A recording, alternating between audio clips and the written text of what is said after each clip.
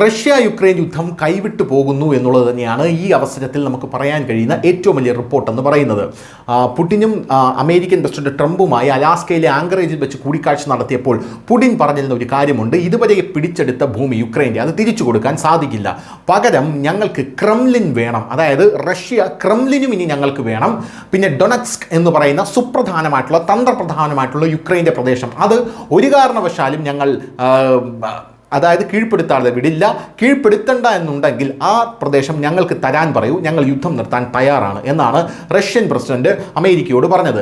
America കൃത്യമായി യുക്രൈനോട് കീഴടങ്ങണമെന്നും ഈ സ്ഥലങ്ങൾ റഷ്യക്ക് കൊടുക്കണമെന്നും പറഞ്ഞു. എന്നാൽ നാറ്റോ ഇതിനെതിരായി നിന്നു. പിന്നെ എന്തിനാണ് ഈ യുദ്ധം തുടങ്ങിയത്?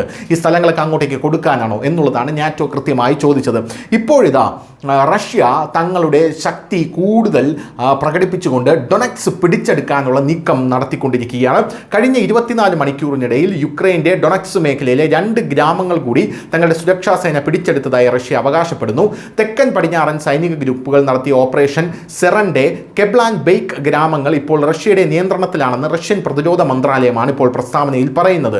യുക്രൈനിയൻ സൈനിക വ്യാവസായിക സമുച്ചയങ്ങളെയും യുക്രൈനിയൻ സായുധ സേനയെയും വിദേശ പോരാളികളെയും ലക്ഷ്യമിട്ട് 143 ലക്ഷ്യങ്ങൾ നമ്മുടെ സൈനികർ ആക്രമിച്ചതായി റഷ്യൻ പ്രതിരോധ മന്ത്രാലയം ഇപ്പോൾ ഔദ്യോഗികമായി പറയുകയാണ്. കഴിഞ്ഞ ആഴ്ച യുക്രൈനിയൻ വ്യോമാക്രമണങ്ങളെ റഷ്യ വിജയകരമായി പ്രതിരോധിച്ചതായും റഷ്യൻ പ്രദേശത്ത് നിന്ന് വിക്ഷേപിച്ച 4 വ്യോമാക്രമണങ്ങളും 160 ഡ്രോണുകളും വെടിവെച്ചിട്ടതായിട്ടും മന്ത്രാലയം അറിയിക്കുന്നുണ്ട്.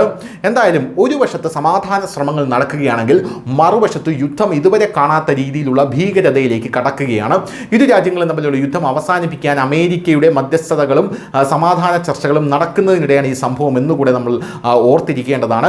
നേരത്തെ യുക്രൈനിയൻ പ്രസിഡന്റ് സെലൻസ്കി ദക്ഷിണാഫ്രിക്കൻ പ്രസിഡന്റ് സിറിൽ റമാഫോസയുമായി സംസാരിക്കുകയും റഷ്യൻ പ്രസിഡന്റ് പുടിനുമായി സംസാരിക്കാൻ തയ്യാറാണെന്ന് അറിയിക്കുകയും ചെയ്തു. അതായത് സെലൻസ്കി സാധ്യമായ എല്ലാ നേതാക്കളെയും വിളിച്ച് പുടിനെ അനുനയിപ്പിക്കാനുള്ള ശ്രമങ്ങൾ നടത്തുമ്പോഴും ഡൊണറ്റ്സ്ക് പിടിച്ചെടുക്കാതെ ഈ യുദ്ധം അവസാനിക്കില്ല എന്നാണ് കൃത്യമായി ഇപ്പോൾ റഷ്യ പറയുന്നതും ആ സന്ദേശം തന്നെയാണ് റഷ്യ ഇപ്പോൾ ആക്രമണങ്ങളിലൂടെ ലോകരാജ്യങ്ങൾക്ക് കൊടുക്കുന്നതും. News desk news India Malayalam.